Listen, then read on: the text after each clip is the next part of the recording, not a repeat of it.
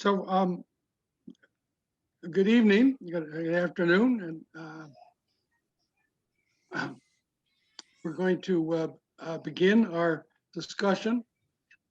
My name is Kent Barwick. I'm a member of the City Club, and we're going to be discussing for the next hour or so the fate of Governor's Island. We have a perspective on it, which you can see on the title, that it's moving forward the wrong way. I just wanted to say a word about the City Club. City Club was organized in 1892 by distinguished New Yorkers. Since that time has stood up for the essential values at critical moments in New York's history, values of good government, care about what we now call the environment, the physical being of the city. There have been many critical moments in the past, but this is an especially critical moment. We have this is my opinion and not the club's, we have a weak and unpopular mayor. We have powerful development interests that are not checked by the way they used to be, by active newspapers.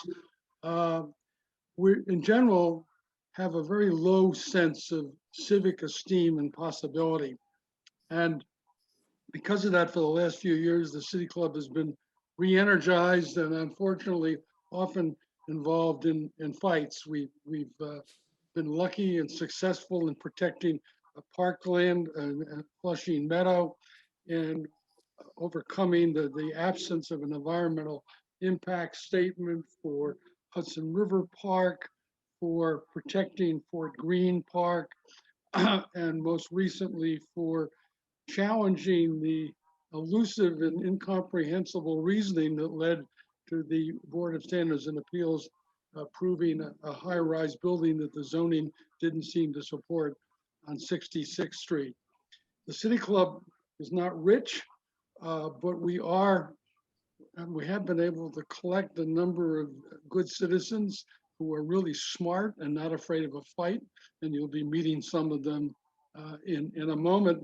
And just in case you're thinking about becoming a member of the City Club, don't even wait till this evening is over. Just go on our website and join. Seriously, as Ava Louise Huxtable said years ago, the ultimate weapon in the war for urban survival is the increasing number of people who care. So your help is needed. Governor's Island, and we're going to be looking at some images of Governor's Island. Governor's Island was for many New Yorkers a mystery. Nobody ever knew about it because it was a military base, essentially from the time the Dutch got here through the English. We used it as a base to protect New York Harbor from the English Navy. It was a place to lock up Confederate soldiers that we captured during the Civil War. Walt Disney was not a Confederate soldier, but he got locked up there too. It was a place that was mysterious but not known. In the last few years, since it was arranged for the island to be given to New York, it's become much more popular. There was a promise made that this would be a great playground, a great open space for New York. And our president, Jeffrey Kressler, wrote to the Daily News not long ago an op-ed. And in the op-ed, he pointed out that the citizens had been promised a great public playground, but the Trust for Governor's Island had violated that promise. In effect, our position is that the Trust for Governor's Island has not lived up to its responsibilities and has broken its trust. You could see here Governor's Island, that's Brooklyn, Brooklyn waterfront in the top of the picture, and just a few piers from Lower Manhattan on the bottom left. The next slide Next image. Here's Governor's Island from the air. On the right is the historic part of the island, what the Dutch called Nut Island. I think the Lenape is called the Dutch Island, with Fort Jay and Castle William and the wonderful open spaces there. This is all a national monument on the National Register of Historic Places and in the hands of the National Park Service. Nothing bad will happen there. Below the middle and to the left, you see the area of the island that was added. It was added when the subways were built. It was a convenient place to dump subway fill. It was also an airfield in the early history of the city. I think the Wright brothers took off from there and flew all the way around the Statue of Liberty up sort of to about where the George Washington Bridge is and made it back alive. We'll be looking further at that, but this is the area that is either a great future or a great problem. Next slide, please. And here from the air, looking north, so Manhattan on the left, obviously, is you can see at the very top of the island, the green open space and historic buildings that are treasured. Then in the middle, a new park, a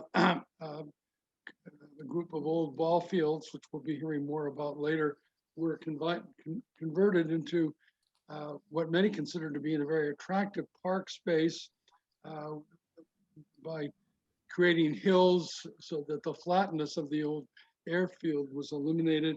And then there at the bottom of the slide and up to on the right-hand side to the old piers, you see some of the structures that were being used by the Coast Guard. They're essentially backstage industrial structures. Next slide. And then Tom Fox and others will be speaking about that in a minute. And here is an image, a possible image of what may result. And what you see is that the old industrial structures have been eliminated. There's a wall of buildings on the east side facing Brooklyn. And then up on the top of the island on the left side, you see a tower or two. So that while there's plenty of open space, the character of the development along the edge of both edges of the island is really, as we'll be hearing, challenging how useful that open space will be. And then the next slide, please. Okay, the next slide is me. I said that we had smart people, and we do. There are three citizens who were great New Yorkers who were also members of the City Club I'm going to introduce. The first is Michael Kortler, an urban designer and planner, principal in his own firm. He's also president of the Environmental Simulation Center, a laboratory which uses innovative technology to help plan, design, and make decision-making transparent. The SimLab, which used to be its nickname, is critical in helping citizens understand what a proposal for a new building or a new district might actually look like. It was a surprise early in the life of the SimLab to find out that even architects had no idea what the buildings they were designing were going to look like. Michael, before this time, was a deputy director in the Mayor's Urban Design Council and an associate director of land use planning for the Department of City Planning. He knows the ropes. Franny, our next panelist, Franny Eberhard, is a longtime leader in the preservation movement in New York. She's president of the Friends of the Upper East Side, which both helped establish the district, regulated, and keeps an eye out over the zoning there for testing as is necessary from time to time, efforts to transform the character of the Upper East Side. She's an active board member of the Historic House Trust and the Merchants House Museum. Previously, she was executive director of the Historic Districts Council, a citywide organization, and direct manager of public affairs of the New York Landmark Conservancy. Tom Fox is a resident of Breezy Point, a lifelong urban park advocate, an original member of the Green Guerrillas, and the founding force, says me, he'd probably be too modest to admit it, behind the creation of Hudson River Park. Tom also founded and ran the New York Water Taxi, which was a pioneering effort to expand uh, access to New York's waterfront neighborhoods. He was the founder of the Neighborhood Open Space Coalition, which organized open space groups around the city to fight and to make good, sensible arguments for why open space was important. He was the first president of the Hudson River Park Conservancy and founding co-chair of the Brooklyn Bridge Park Conservancy. So I think we're gonna, if they all have survived their introductions, we're gonna start with Michael Kortlandt. Thank you, Kent. Welcome everybody. If I disappear, it means that I didn't have enough bandwidth to protect my my sharp face, but I'll be here with audio. So I'm going to focus on the South Island because that's where the major controversy is right now. Franny, you'll look at probably the North Island, and Tom will look at all of the edges of the island and all of the things that neither Franny or I actually talk about.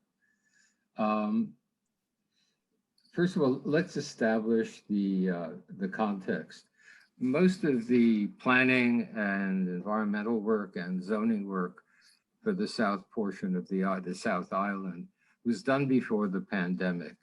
And it's really odd that there's almost nothing that really, at least in the parts of the final EIS that I was able to read, really seems to recognize the impact of that on office buildings, the changed nature of work, the need and the projects by the governor, like the area around Penn Station, which envisions, I don't know, zillions of square feet of more office buildings, and at the same time, office buildings are vacant, and it has the highest occupancy rate in decades. The second is that there's nothing about public health in any of the plans or the environmental impact statement that I read, and it may be in part because it's not required as part of the city and the State Environmental Quality Review Act. During the pandemic, parks and open spaces and outdoors became the place where people met. I met people in Madison Square Park all the time. We couldn't go inside. We did it in the middle of the winter. Sunlight was really important because if you sat outside in November, December in the sun, it was tolerable.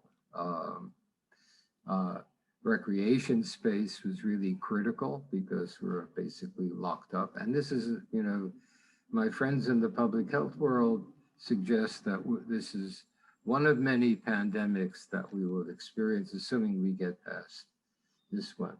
So active recreation space, its maintenance, et cetera, is really important. Another issue that in this context is privatization.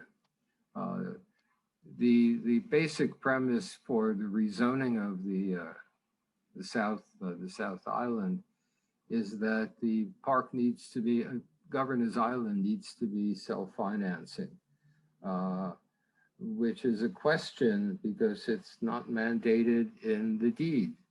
And so by accepting that it needs to be self-financing, whether we agree with its X million square feet, which I get into, it assumes that every new park needs to be self-financed by development generated through zoning floor area, which seems to be the magic way we get things done nowadays.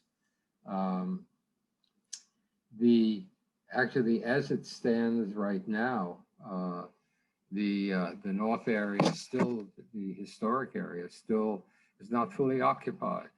And what's being talked about is enormous amount of flooring at the south side. Surprisingly, an organization like the RPA, which was involved in initially proposing and supporting Governor's Island, set up an unfair choice in this privatization issue, where they suggested that if the city had to fund the South Island and the open space, then that would mean that the money wouldn't go to parks in the Bronx and Brooklyn, which is a really nasty way of self-actualizing something that they're not willing to really come to grips with.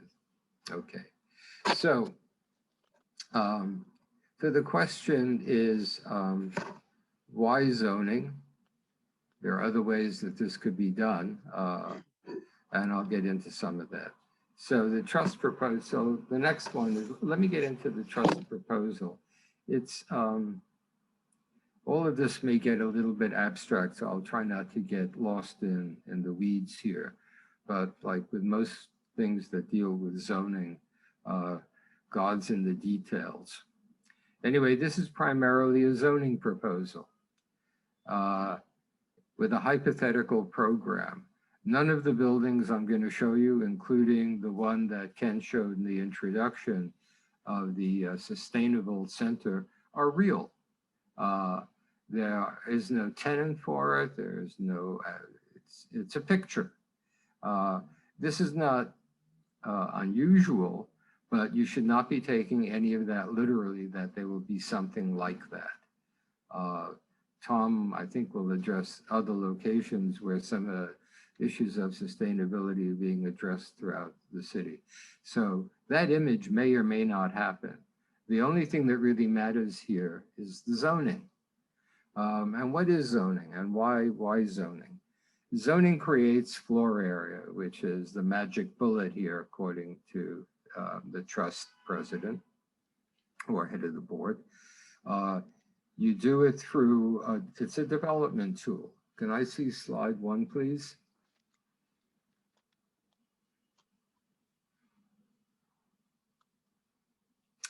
Great, thank you. Yeah, okay. So in that prior slide that Kent showed, where you had a lot of the Coast Guard back of house stuff, including actually some housing at the south end and some things on the western side. This is perceived to be the development opportunity.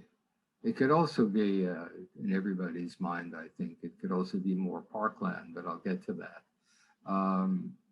What you're looking at are 2 parcels. And what the zoning does is it establishes value for those parcels. How does it do that? It establishes a floor area ratio that's generated by the land area in those 2 parcels, 2 development zones rather. It then breaks it down into a second slide, into development parcels. Those parcels may go to 1 developer, may go to multiple developers, it's hard to say. But basically each one of those are what the zoning addresses. And that's where the value component comes in. The next, which I'll get into a little bit more detail in the next section, is it assumes that these development parcels are vacant, unencumbered. And then what the city has done is establish a series of abstract envelopes called zoning envelopes that limit the, I shouldn't say so much limit, but define the outlines of where you can locate your building. They are, in a way, somewhat open-ended. And within this, there is a notion of having publicly accessible open space, but it's essentially privatized publicly accessible open space. And Community Board 1 raised some questions about, will it be open to the public even, and for how long, et cetera. The next is, and this goes towards the, what they call the open space, which is a term of art in zoning, but it doesn't mean that it's a park.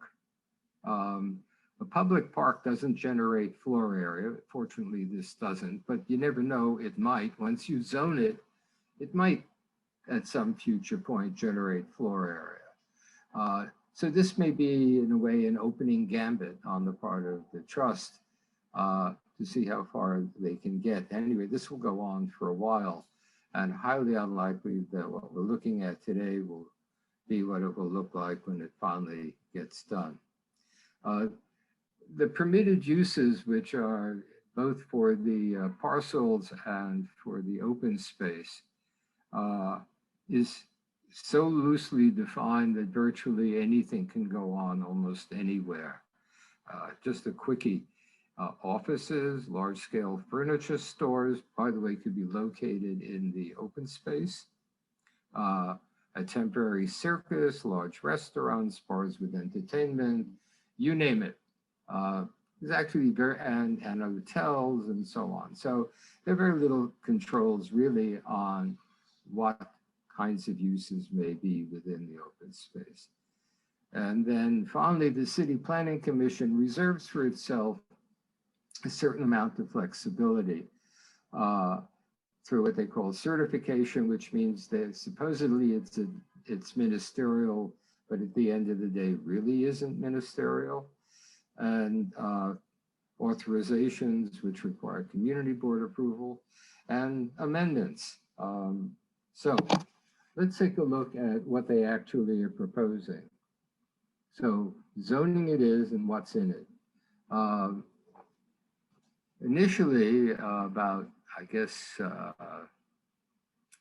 about 8 years ago, something like 8 to 10 years ago when they started this, they had proposed in the original EIS 1.6 million to 1.6 million square feet in those parcels. In the current proposal, it's 4.27 million square feet, which is 3 times more than before, close to what they call 3 FAR or floor area ratio. This is the equivalent of 4 Empire State Buildings on an island that is accessible by a ferry. The zoning envelopes, can I have slide 3, please? So, that's good. So this is a totally hypothetical. If you notice in the corner, it said, this is the one that says, anyway, typically, thank you, yeah. It says for illustrative purposes only. In other words, take this too seriously, it probably won't look like this. Which is, if you think of Battery Park City and the half-dozen iterations it went through, highly likely that that's going to be the case here. In any event, the buildings range in height from 250 feet to 360 feet. So can I have the next one, Juan? And you could see it here if you could read that. So let me tell you what they actually are. The next one, it's more revealing in 3D. So let's see that one. Ah, there we go, the 3D image. So on your right is the historic area, which is essentially 2 to 4 stories tall. Maybe, I think Liggett might be a bit taller than that. The tallest building, which is at the north end, is 360 feet tall. The one across the park to the east end is also 360. Most of the buildings are 250 feet, et cetera. Can I see slide 5, please?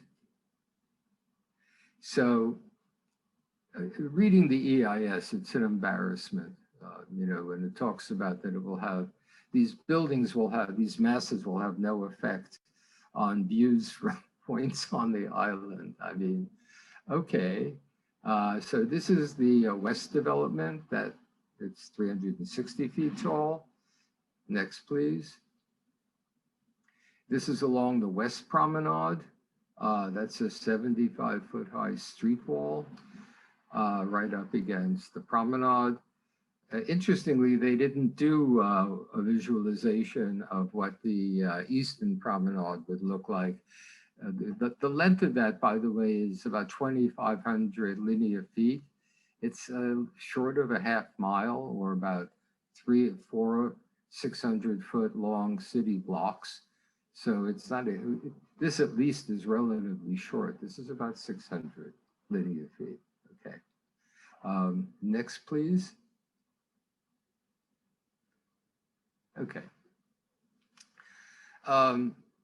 Interestingly, the EIS, which is not unusual, says, of course, the shadows will have no effect. These are very telling because these are shadow sweeps. In the promotional documents from the trust, they show a moment in time. The whole issue with shadows is their aggregation and how long they're there. What you could see here is that the shadows in December, when people were still sitting out in the pandemic, it was still relatively mild, around 45 to 50 degrees. Sitting in the sun really mattered. The impact on the historic area is clear by locating buildings, God only knows why, on the north side. By the way, north is straight up. So at noontime, all of the open space that's projected for the east development area and those parcels will be in shadow for almost all day.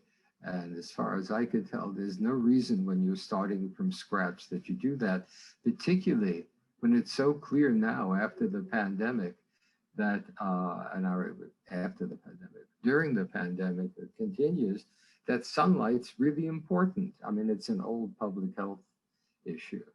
The fact that it may be out of context, we could talk about later. Of this, by the way, of the total open space, is there one more? I don't think so. Yep, nope, okay. Of the total FAR, by the way, almost 800,000 square feet can be used for residential. It's limited to service folks, dormitories, faculty, but there's a way to get around it, and that's through long-term hotels, short and long-term hotels, where long-term hotels are basically residences. We have a privatization of interior streets and almost no urban design guidelines. So at the beginning of, I guess since we all had nothing to do in the spring, John West did a survey of 70 members about what we thought Governor's Island might be and what it would want to be. Everybody pretty much agreed that the northern portion of the island is fine. It probably needs more work, and I leave it to Franny to talk about that. I think what everybody agreed to is that Governor's Island is a citywide resource. And the development areas on the east and west side portions of before they were rezoned, they allowed a certain amount of floor area that people thought was really reasonable. But one of the things that really came up is, why do we even need development altogether? This is a resource. The city needs large playing fields on a citywide basis. Randall's Island is booked up for years. There are leagues, there are private schools, public schools, and that was never really considered in the EIS as a possibility. The other is that by doing that, it may mitigate the need for the zillions of dollars that the trust says that they actually need. Because effectively putting in ball fields and playing facilities is land banking the eastern development area until we decide actually whether we want more office buildings or anything to that effect. We seem to be at a juncture, at least in the history of the city's development, that we're looking at major changes in the way in which we use buildings and public space. So I leave you with that, and I turn it back to Kent. Thank you. Michael, we'll have some questions, but there's a question on the floor right now, which is please repeat you mentioned that originally the plan called for 1.6 million square feet to be built, and recently in this proposal jumps up to 4 and something. You just repeat that if you have it? Yeah. Let me find it. And if not, be prepared when you come back with questions, okay? So, Okay. Yes, the the interesting thing about Zoom meetings is that you don't have to wait till the end. People are sending congratulatory notes about our performance and questions. I noticed that. Yes, it's 4.275 million square feet, by the way, of zoning floor area, which means that if these are office buildings, it's going to be close to 5 million gross square feet. In other words, that's what you'll experience. Zoning floor area eliminates plumbing shafts and God knows a whole bunch of things. So it'll actually go from 4 to 5 Empire State Buildings. The original the original amount in the EIS done almost a decade ago was for 1.6 million square feet. So it's basically increased almost 3.5 times.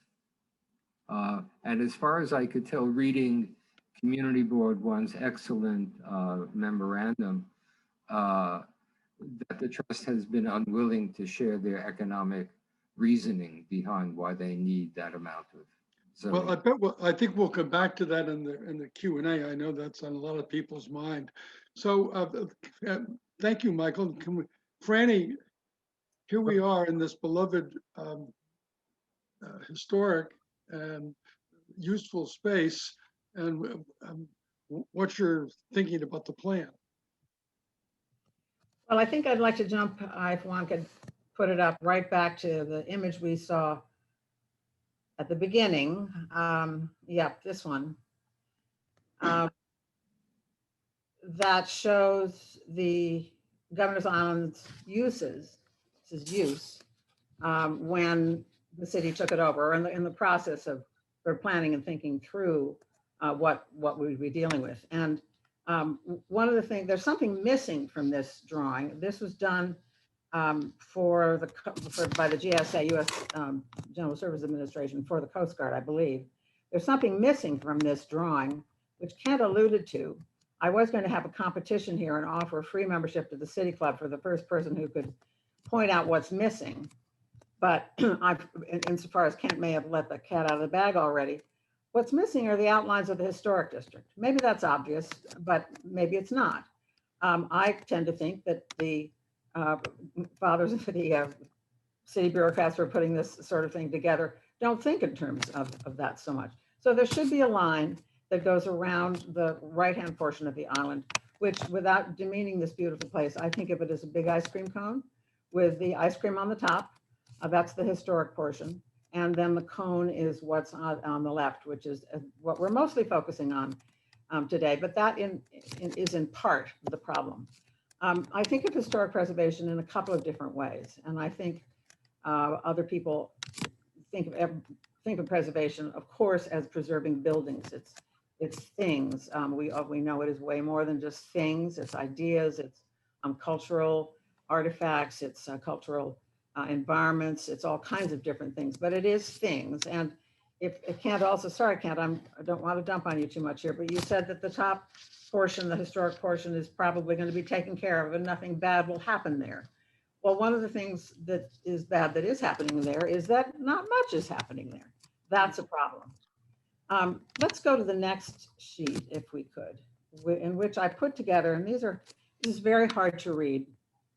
This is a slightly later analysis that Barr Blinder Bell did of a whole variety of different aspects of the island. Again, in preparation for it being turned over, they did a study of what the uses were, for example, and that is the one on the right. And here's where you see that indeed, if you think about the island as a whole, which is what I think we need to do, 62% of the buildings on the island were residential. Curiously, when the deed was drawn, residential use was prohibited on the island. It's my opinion, not the city club's opinion, but it's my opinion that that was a mistake. The deed is done. I think some of the buildings were not up to code. My guess is they could have come up to code. That deed is long since done.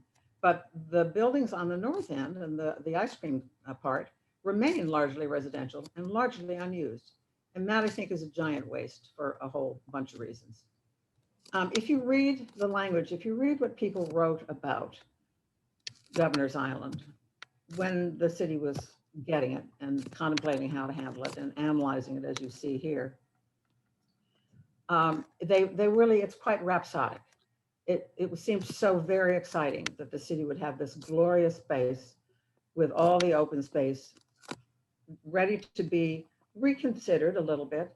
The historic spots on the top, the forts are fabulous. The houses along Nolan Park are absolutely wonderful. And if you know military bases at all, they will feel familiar. You feel like you've been launched into a town in Vermont, perhaps. Definitely an academic environment. Maybe the Thomas Jefferson's University of Virginia, the academical village. And the way Barr Blinder Bell put it is just a small taste of the hyperbole, the delicious and very on target hyperbole that others used about the island. And they describe it as nowhere in the metropolitan area does there exist a community of such authentic and well-preserved antiquity. The preservation and reuse of these historic resources will greatly benefit any future economic and cultural program for the island. There was then and now still no more prestigious and really seminal preservation firm than Barr Blinder Bell, bless them. And you'll notice that they're talking about the island as a whole. They're not separating the one from the other, one half, the ice cream from the cone. And I think that is, I think it's a mistake that we don't think more holistically, that it really is a whole, and that the bottom should not be just developed for economic benefits to, I'm not quite sure whom, in distinction from what's going on in the top. One of the ironies, I think, now of what they're talking about here, compared to when the deed was drawn. When the deed was drawn, I think residential was prohibited in part because the residential life of Lower Manhattan, Manhattan proper, was a little threatened and also just very new. It was a relatively new idea that these office buildings downtown could become residences, starting with Joe Lombardi and some of those pioneers who lived down there with no grocery stores. But over time, it had become a possibility. And my understanding, because I was around then, just finished studying under Michael Kortler at Columbia. I think that they were trying to protect, there was some interest in protecting a somewhat fragile, but nonetheless probably burgeoning real estate and residential community in Lower Manhattan by prohibiting the residential uses on Governor's Island. The problem now is that we have the reverse. We have a desperate need for housing, and we are about to have a giant glut of office buildings, of office space. I think that's pretty clear that that's going to be a problem for a long time. So why can we not put residential on the island? And why are we thinking about putting, indeed, office space on the island? I'm interested to hear Michael say that he thinks some of these longer term residential uses like hotels might work, because that's what you see, for example, at the Presidium out in California, in San Francisco, which was an enormous problem, big controversy for a long time, much bigger than Governor's Island. And of course, you don't need a ferry to get there, but fantastic views of the harbor, the bay, and Golden Gate Bridge and wine country. And the residential buildings there are lived in, and historic buildings there are reused. One of the longest, and it's not as big as Liggett Hall, I recognize that that's a problem, but one of the longest of them has multiple uses in it. It has a hotel. First of all, I'll say it stretches, if you can imagine, it stretches all along the edge of a parade ground. So it's very long. It has a hotel use. Then the middle of it is a Walt Disney Museum, would you believe? And then at the end, there's a perfectly lovely small restaurant that I think they just call the canteen or something like that, but that diminishes its charm because it was really quite lovely. This kind of holistic thinking about Governor's Island, I think, is what's not happening. And when I talk about preservation, not just as buildings, but as a preservation attitude, that's what's missing. The historic portion of the island is not only a New York City landmark with 5 individual landmarks on it, and the rest is the historic district. It is also a national monument, a national historic district. This is the highest level of achievement, if you can say, the highest level of distinction that Park Service makes when they are listing buildings in districts. Whereas that designation does not carry any regulation with it, the Landmarks Commission does. So it's belts and suspenders. The Landmarks Commission will be regulating what happens to the buildings. I should say, by the way, that I do understand from Alex Herrera at the New York Landmarks Conservancy, bless him and bless them, that the buildings are in pretty good shape. So that part, even if they're empty, that part is seems to be for the moment okay. But until they're used, they're not alive, and they are at greater risk. Alex told me that there is, in the winter, there's only one person who lives on the island. One person who lives on the island. So, and there is a firehouse, but no fire workmen or women. If something happens, how long does it take to know it? And how long does it take to get somebody there to go put the fire out? They're going to get onto the island. They're going to get into the trucks. They're going to go find the fire. The building is gone by then. So these are things that are definitely at risk. And you have to think of it as a whole. There needs to be more life in the northern portion. The benefit of National Register listing, the National Historic Landmark listing, the top of the creme de la creme, is that there are tax advantages. There are tax deals that you can work out. And I can think of a couple firms in New York City, if they put their mind to it. I think we all know one of them right off the top of your heads, that there would be multiple uses for Liggett Hall, for example. In the Barb Linderbell report, they see community facilities on one side and a hotel, or no, condos on the other. I don't think that the preservation attitude that is necessary to really regenerate this island as a whole is there. And I think it is has been wrong-headed to eliminate residential as a use. And I certainly think the current plan is very, very wrong-headed for the future. I think that's what I have for you all, and I look forward to questions. Can't you need to unmute? Oh, There you go. thank you, Franny. There will be some questions.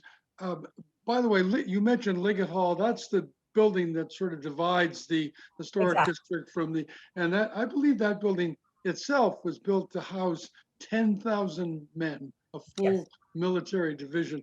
So it's not like a little farmhouse somewhere in the Bronx. It's a huge opportunity. Well, and the place that in the Presidio was officers' quarters. So it was meant to be small residential units for unmarried officers. And it translates very nicely. Well, thank you. One thing that's true, Franny, as a transition we go to Tom.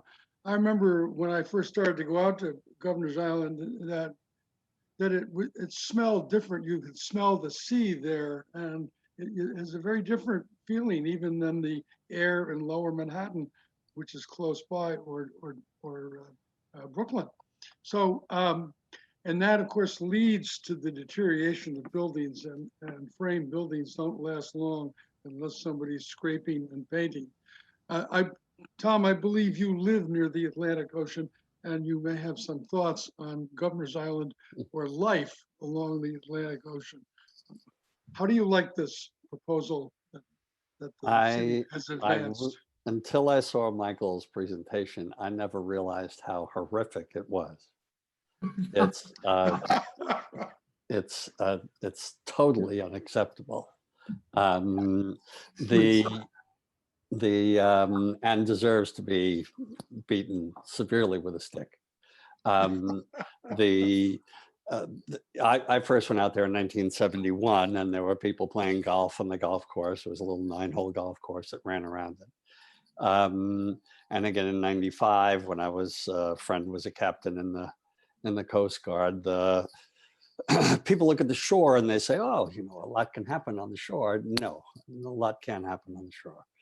The western portion of the island is so windswept. Can we have that one, I think it was slide 1 that Michael called for, one that basically just was an overview of the island?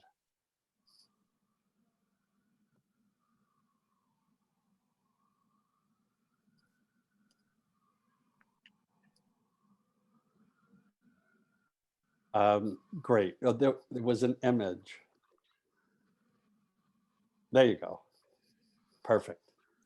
Okay, so the western side of the island, which is the Western Development Zone, is incredibly windswept, and the wakes that hit that retaining wall throw a salt spray up to those wonderful line of buildings that will have salt all over their windows, if they have windows, the ones you showed, the building wall along this side here, Michael.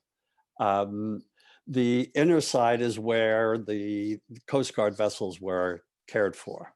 Now, they were Coast Guard vessels. So the southern end of the island, those 2 piers, one shaped like an L, which is called Lima, and the other Tango, T. The top one is Lima.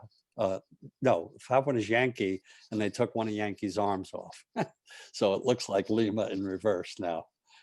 Anyway, so the Coast Guard cutters and buoy tenders were all ocean going, large vessels. Buttermilk Channel looks calm, but it's a very rowdy waterway when you get a nor'easter, winds blowing from the east.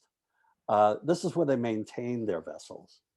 The city ferry system has just opened up a vessel maintenance facility at Brooklyn Navy Yard. You have Atlantic Basin, which is a really well-protected waterway directly across, a water body directly across, 15 acres across from Buttermilk Channel from the island. So there are better places for ship maintenance, better places for historic vessel wharfage and repair. The ferry is the lifeblood of the island, and it's one of the big problems. One of the other big problems is I looked at the budget, that I haven't seen any of this until the last 3 or 4 days, and you can't tell what's being spent on anything. There's just huge block numbers. You know, it's not a fine grained budget where you can say, oh, you're spending $2,000 an hour to operate a 650 passenger vessel to the North Shore. What would be the economies of scale of doing smaller waterborne transportation for multiple points to serve the island? If we could have that map again, I'd appreciate it, because I'd rather talk behind a map, if possible. I don't know if what I'm looking at is what everybody else is looking at. But the second one down, yeah, there you go. The big problem with the island is that it's bifurcated, both physically, geographically, and jurisdictionally. The north side of the island is the National Park Service. I used to be a ranger. I live in Gateway National Recreation Area. Leave no footprints, take only pictures, and don't do anything, because if you don't do anything, we don't have to work real hard. So the National Park Service is not entrepreneurial. The only reason the Presidio has been successful There's a brilliant genius named Brian O'Neill who developed that thing over 25 years with a sense of bringing people to Fort Mason and all of the other wonderful elements of the National Park Service presence in California. That creativity and ingenuity has been a dismal failure here in New York, from Gateway National Recreation Area in Jamaica Bay to, you know, the adaptive reuse of Federal Hall. We have these incredible landmarks. That building to the south side, those islands in the middle, oh, sorry, I tend to flit around. The southern half of the island is 103 acres of landfill put there in 1900. They paved, they covered 7 baseball fields, a soccer field, tennis courts, to build the decorative hills that now look like a heart in the middle of the island, with all those sinusoidal pathways as the veins and arteries connecting it to the rest of the island.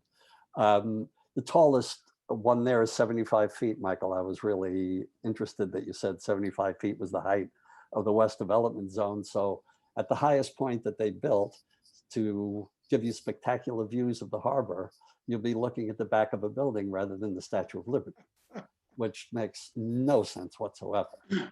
The other thing is, you know, I've been involved in the Hudson River Park for quite some time, and downtown Brooklyn is residential now. Brooklyn Bridge Park, I was one of the founding co-chairs there. There's not enough space there. You know, and the hotel and the 2 buildings they put in to make the park self-sufficient have taken away even more space, as downtown Brooklyn has burgeoned. So downtown Brooklyn is in desperate need of public open space. There's wonderful passive open space on the north side. Will always be passive because it's the National Park Service, and it'll always be a historic site. But the southern side is the playground that they took away.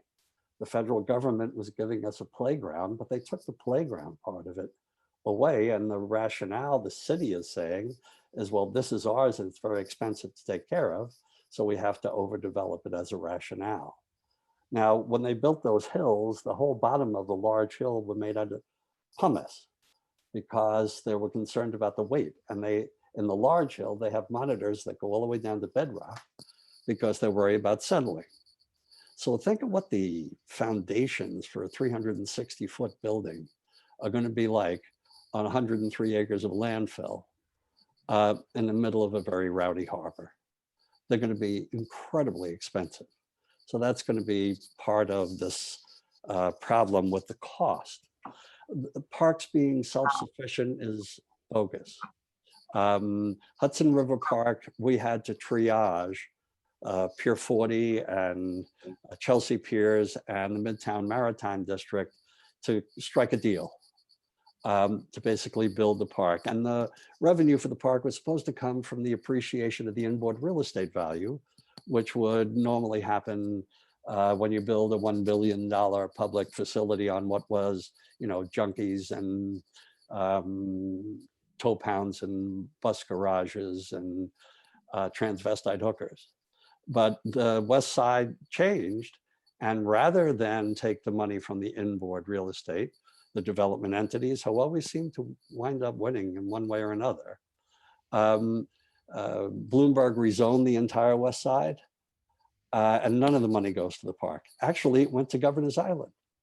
I think it was $200 million went to Governor's Island restoration and repair, including those 40 acres of pumice and quarry rock from upstate New York that made the hills. So active recreation on the flat parts that meet the needs of soccer leagues and the Amateur Women's Soccer League, the Metropolitan Softball Association, as well as, you know, Packard and St. Anne's. People say, oh, they're very wealthy schools. Well, there's a huge amount of public schools, and both, as Michael said, both rich and poor need public health. Vitamin D is being sucked off the island with those shadows. The health of active recreation, so desperately needed now in Lower Manhattan, Tribeca, Greenwich Village, is being deferred for glass boxes that are going to kill more birds in the middle of the Atlantic Flyway. I mean, it just makes absolutely no sense at all from an ecological, economic perspective. And if there were a possibility to do what Franny had suggested in terms of real adaptive reuse of the northern side of the ice cream cone, and it wasn't so bifurcated in terms of jurisdiction, then you could look at the island as a whole. But we know government entities tend to be very territorial. So I think analyze the Governor's Island budget, see where there are economies of scale. They don't even manage their own property. They have a management agency that does that. Well, what does that cost? Could that be put into overhead? What does it cost to operate the ferries? Can you do a cheaper ferry system?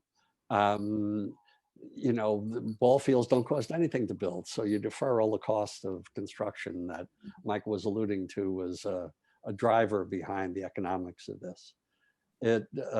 We should really have the playground that we were promised. That's it for me. Thanks, Tom. Just for those of you keeping track, we're going to have a few questions for each of the panelists and then open it up to those of you who are hanging out with us, trying to figure out how to make sense of this or defeat it. Michael, one quick question and then one longer one. A quick question is, if the zoning passes, then when the buildings, if they are to be buildings, are designed and whatnot, the Euler process will be a very minor process at that point, as long as they conform to this zoning package. Is that Correct. okay? So even though there should be plenty of time to think about what we want as a city, if they adopt this zoning, the door will close. I guess a more substantive or more thoughtful question is, since the office market is dead and may not revive soon, what commercial uses, if any, do you think would be appropriate to consider here? And part two of that question is, how does climate change and sea level change factor into this plan? Yeah, well, the second question is easy to answer. It's a rising tide, and a substantial part of the island, other than the couple of hills that Tom Fox was alluding to, is either in a 100-year flood zone or in what's called a V zone or a surge zone. And the city's new guidelines, actually zoning for climatic events, recognizes that. So, I mean, one of the things that may really happen here is that these buildings will be on stilts. But put that as it may, I don't know whether there are, theater doesn't generate any money. It's a lost leader. Maybe some of the recreation space, such as indoor pools and things like that, and indoor tennis, would generate some money, but not very much money that would actually make this fly. I think the recommendation in the survey is essentially land banking. Ted Liebman had a wonder. He basically said, if we don't like this, we don't know what we want, we can't afford anything. As Tom Fox put it, build ball fields. They're really inexpensive, and they would be along the waterfront, because Desperately needed. place too. Excuse me. And desperately needed. Yeah, and they're really needed right now. We don't need office buildings right now. It may be that this zoning stays on the books for a decade and nobody really uses it. And Not worth the risk. no, I don't either. I say pull it off, just get it out of there. So But just let me finish my last thought. But if it stays on the books for a couple, let's say 5 years, and nothing happens, they'll have to do an entirely new environmental impact statement. And that is going to take into account where we are right now with offices and so on. So it may really prompt it to be So reset. is there any, I'm going to ask everybody this question. Is there any, what's the best argument for what's the rush? That's the best argument. What's Yeah. the rush? Yeah, also, as Tom pointed out, doing ball fields is nickel and dime compared to the development that they're looking at there. And it's minimum maintenance. And so, you know, it's as though they have a self-created problem. And with the passion of the leagues and the parents, they would be paid for by their users. Yeah. And they would be functional space and land banking, as you said. But I mean, that's what this island was supposed to be, a playground. Yeah. You know, and why would the Bronx and why would Harlem and the South Bronx and Queens get Randall's Island and Brooklyn and Lower Manhattan get stiffed with this huge development? I mean, it just makes no sense. Yeah. Equity. Okay, all right. Equity. So Franny,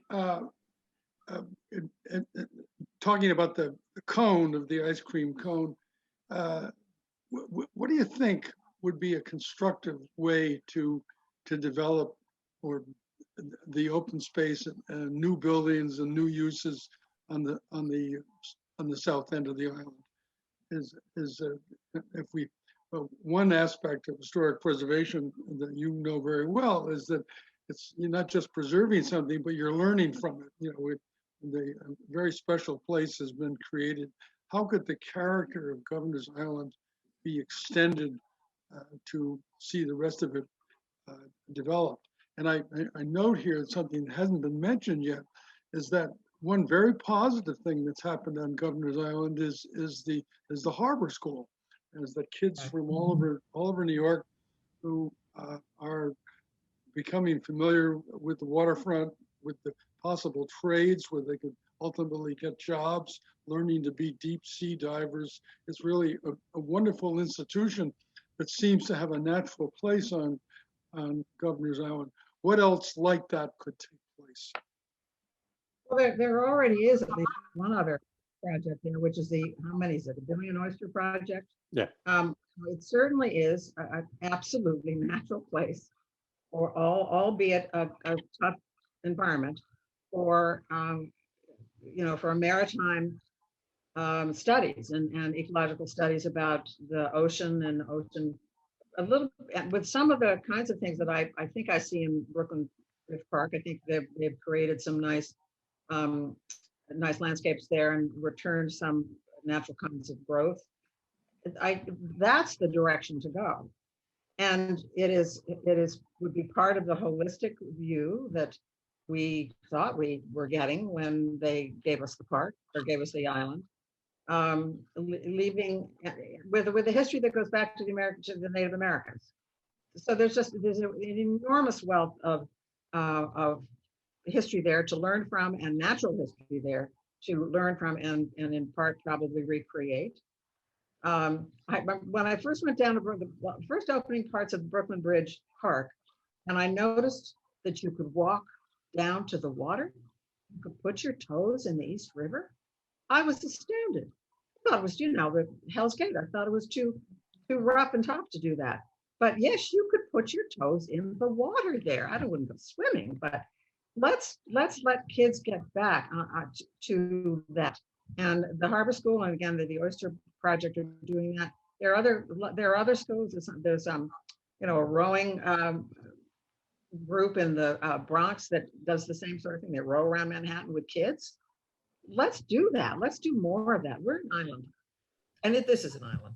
There is a small beach developing on between Yankee and Tango on the Buttermilk Channel side already.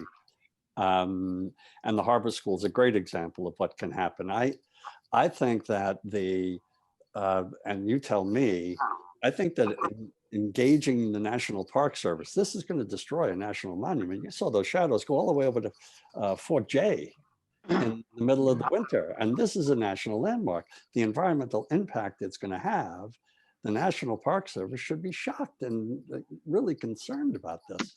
They should be our ally. And do you think, I can't remember Jen Narcissian is the current regional director. I don't know who took Josh Laird's place, but I think it would be probably a good idea to connect with that National Park Service historic group and say, your historic monuments about to be trashed. Good idea. That's a good idea. They should be our allies, although they're bureaucrats, they'll probably be too polite. So Right. So Well, Franny, we could be the obnoxious ones, and Yeah, exactly. they could be the heavies. there's been some excitement about creating a climate institution on Governor's Island, and the Michael Kimmelman in the New York Times called it a game changer. But does it seem odd to be proposing a climate center and ignoring the use of the huge historic store of historic buildings that are already on the island? Well, the Climate Change Center is a red herring here. We have a NOAA laboratory in Sandy Hook. We have a Center for Resiliency in Jamaica Bay. It's a Department of Redundancy department having yet another institution looking at the climate when people all over the world are doing it and they're connected via the internet. Why do you need a physical space for this confluence of ideas? There was a letter to the editor when that was first produced in the Times from a climate scientist who said, this is a joke. If anything, all we really need is some good loft space, and definitely not on that island. You don't want to be there in the winter. You really don't. It's bad. Oh, and I noticed Jeffrey raised a question about how could you do all of this with limited transportation?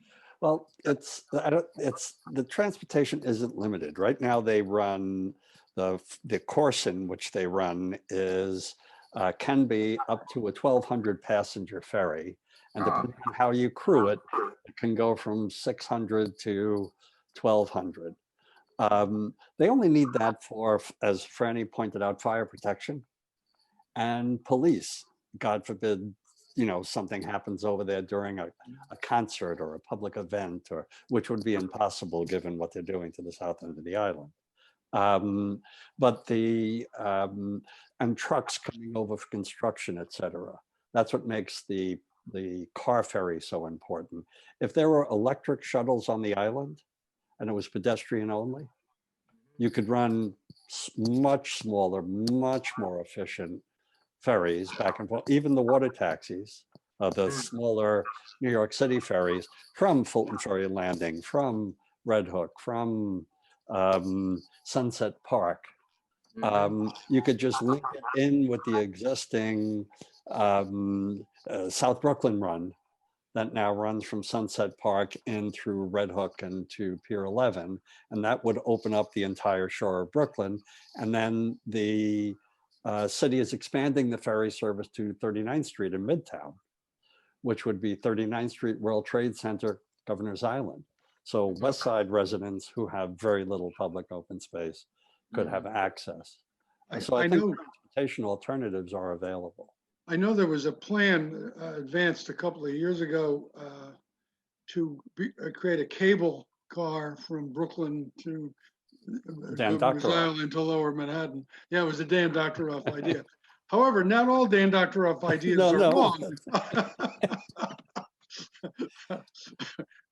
Give him some credit, but No. But, well, look, That's why it was implemented, because it was a good idea. we have thought through some other questions that will be penetrating, but we have a pretty smart audience champing at the bit to get in and ask questions, and then at the end, and we'll determine democratically when the end is. At the end, maybe each of the panelists would like to say something. I want to point out now, and then I'll say it again at the end, that this is not some vague idea, this proposal. The City Planning Commission has already astoundingly approved this, which means it is moving smartly to the City Council. And I'm told that the local council person, Margaret Chin, who will influence completely how the council votes, tends.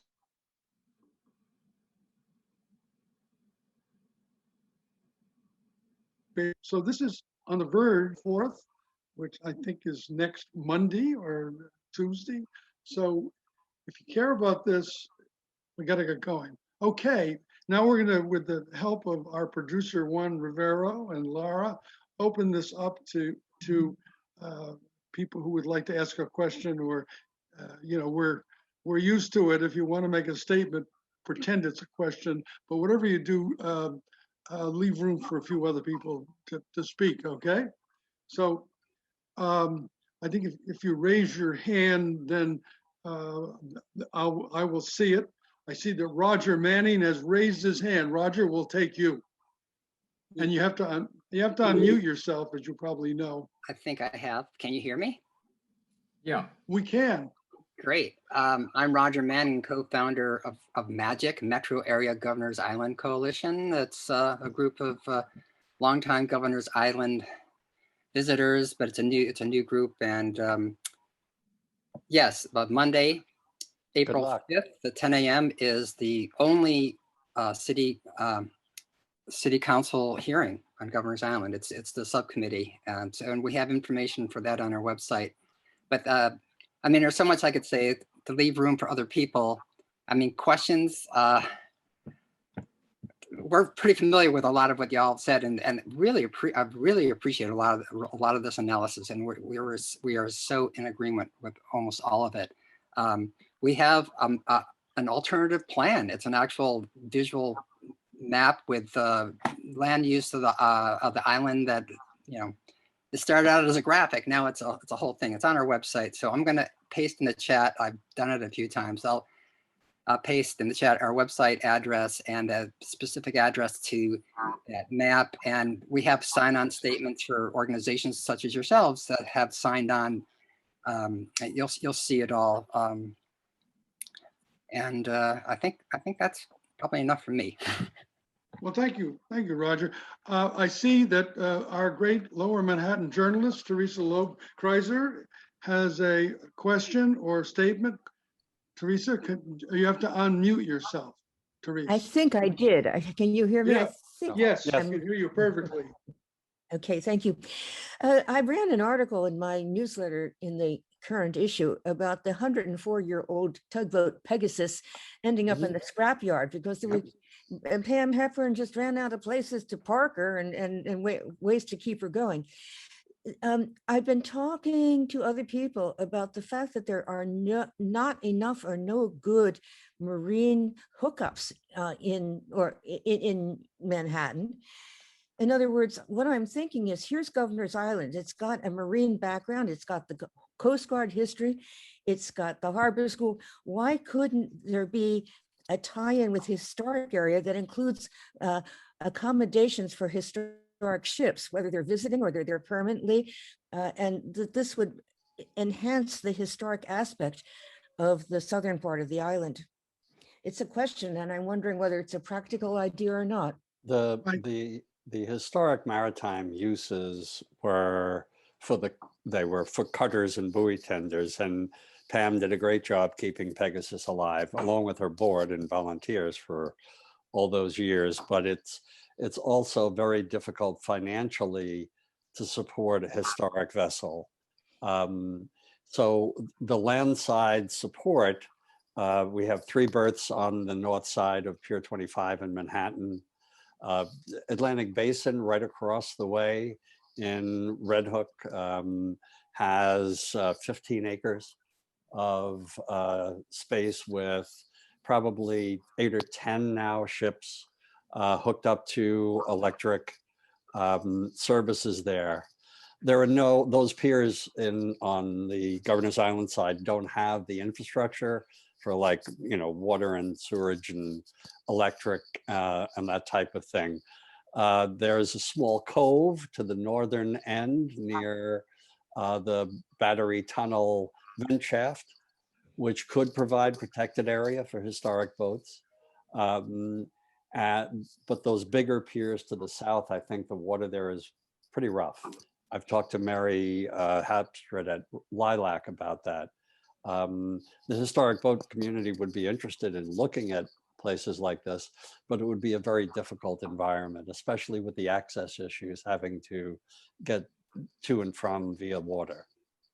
I was thinking, Tom, not of the facilities that are currently there, but if you're going to put money into the island and not disturb its interior, it would be a way of attracting people to the island, and that the facilities could be perhaps built if One could, if you used, for example, Yankee Pier, where one of the fingers apparently, I just found out on that photograph, are gone.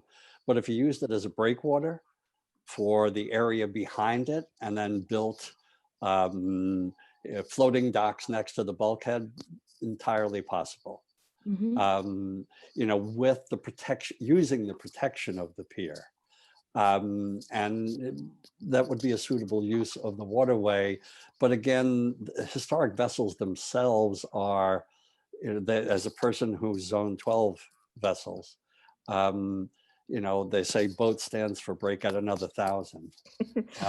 And it's true.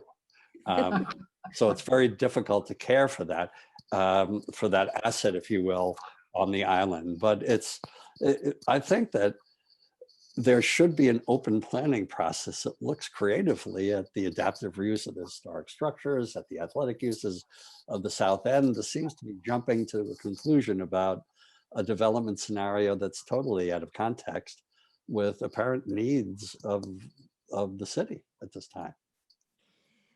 Well, okay, so put that one on the back burner, but it might No. work somehow. No, I think it would add to the island. Yeah, I think it would too. the spirit of your inquiry is it reminds me that at one time, because of the national parks of New York Harbor, we had so many disconnected national parks that were related to the waterfront, that somehow Governor's Island was going to be had the place in the New York Harbor that Havana had in the Spanish Empire. The hub and the wheel. It was going to be the hub. And is there any, what does that mean? And is that a dead idea? I'm not familiar with the National Park Service's thinking. Franny, do you? Okay, No, well, let's say it hasn't been talked about in a while. It was something that excitement about getting the national parks to work together, not in competition with each other. There were thoughts about it, but and that's really where the idea came. Rob Pirani's wonderful idea of inventing something called Harbor Camp to use the waterfront and the resources of New York Harbor as a place for kids to go in That's the a summer. great Kids idea. all over New York we're being, you know, we're indoors watching television in July, and instead the idea was you could teach kids to fish, you could teach kids to row, you could teach kids to swim. Really, They don't have to be reconnect. bused to the Berkshires. Yes. Okay, Right. so are others waiting to ask questions? I know that Gina Pilara had a question earlier, but she may have had to go to dinner or something. Okay, Liebman has his, what's that? Okay, are there others waiting to speak? Ted Liebman, I'm sorry, Ted Liebman had a Oh. hand up. Ted Liebman, great. Ted, if you unmute yourself, we'll be all ears.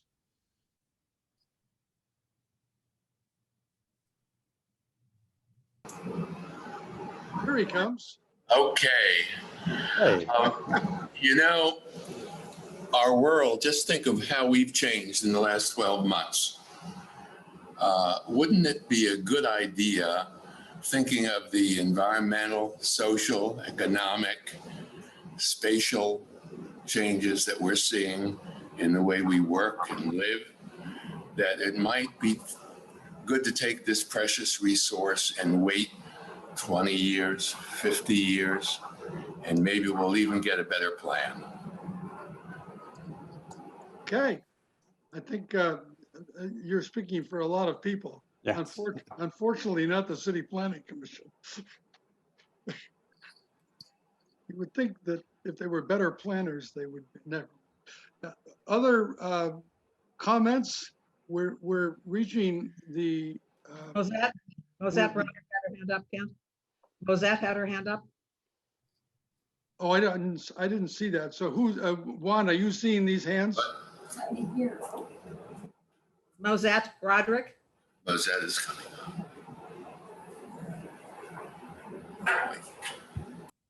It would be great to hear from Mosette.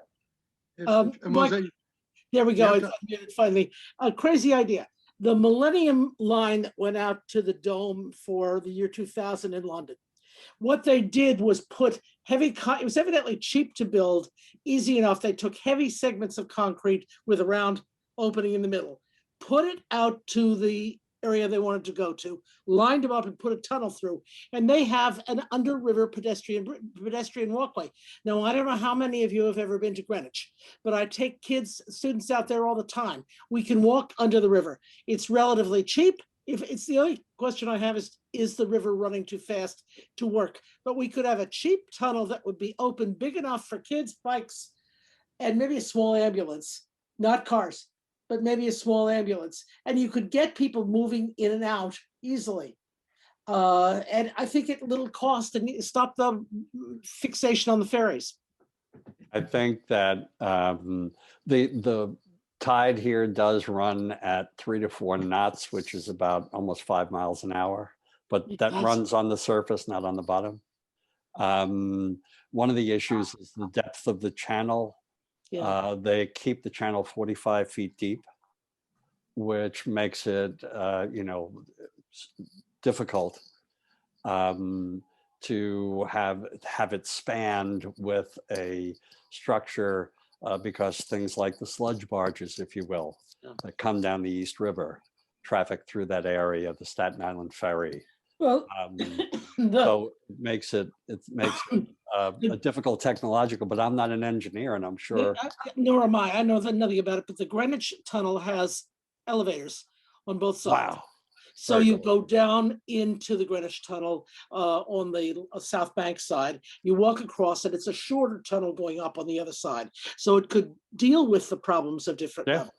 Yeah. And was his name Paoletti? I think he's died now, but the man who did the Hong Kong subway was the man who did the Millennium underground tube out to East London. And I'm told it was cheap and it was easy. That's a fairly flat subsurface, but Yes. I have no Quicksand. idea. It's Yeah, right. quicksanding. They've got lots of troubles. But once the concrete block stood, Said, it yeah, was okay. it's something good to look at, like the gondola. That there I are, remember that. yeah, there are different ways of looking to get there, but it is an island, and for the last 10 millennia, people have gone to islands by boats. That's not Yeah, to they say you have. have to do it. I was brought up on a boat, so I know all about it, Oh, but I do for think, you. not happily though, Oh. but I do think that if we could get young people in and out easily, Yeah, you no, could really it's- for your parks, for your ball fields, all of that, and for any in the old parts of the buildings, what about if we could get a better way in and out? What about senior living? They could be wonderful for seniors in the old McKibbey and White buildings. I've thought of that as well and thought that supportive housing, transitional housing, things like that, very public purpose, which is something that should be considered. Great It's- idea. Incidentally, while I'm willing to blame the city government for every mistake, I think the mistake of restricting housing on Governor's Island was something that Congress wanted to be sure nobody made any money, and so there wouldn't be any amusement parks or housing. And I know that a number of interesting plans were presented that. There's always the problem of do you privatize the island if you allow housing to go there? But I think it seems to, I think if you put together Ted's remark about why don't we wait 20 years, and Mozette's observation that we're still getting used to this gift that the federal government gave There's us. also more you could do. What about post-college students who come to New York to work? Where in the world do those young people find to live? So right. if you had in the dorm, so sort of an extended dorm, that because dorms are legal on Governor's Island. Yeah, From you'd what I have to understand. structure it. You'd have to structure it that way. I Yeah, think the prohibition against housing was because the feds originally wanted to charge us $500 million for the island. We sold them for $1. right. And after 9/11, they felt shamed and thought we needed public open space in an area that had just been destroyed. And they transferred it to us for $1 the year after 9/11. Yeah.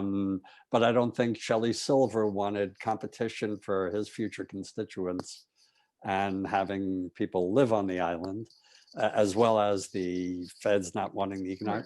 Who cares? Well, That's water under yeah. the keel, if you will. But it's time to, with the change in the way we use open space in the city, in what we've learned in the last year, with the disappearance of the office market, it really seems like if the city council was approaching this logically, they would send it back for a interim plan. If there's anyone else that wants to speak, this would be a great moment to do it.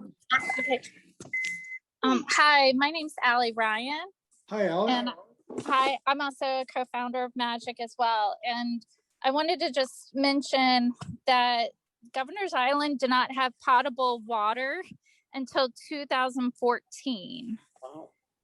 And then also for the sewage and water lines from Governor's Island, it goes directly to the Gowanus Canal. Mm.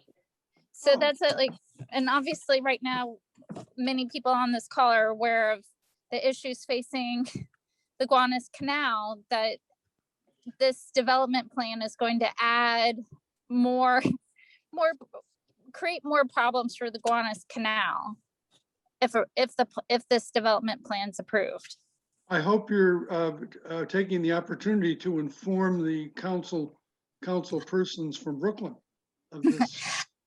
Yes, yes, we have been, and I live in Manhattan, so I've actually been. I'm personally directly affected by this because of the East Side Coastal Resiliency Project, and that's since East River Park is about to be partially closed over off and on for the next 5 years. I've noticed that in the trust presentations that the two development sites are also in floodplains. So I question, why is East River Park going to be physically destroyed, turning it from a floodplain to a flood wall, whereas it's okay to build a multi-billion-dollar project or developments on Governor's Island. Michael, can you defend that seeming Offended?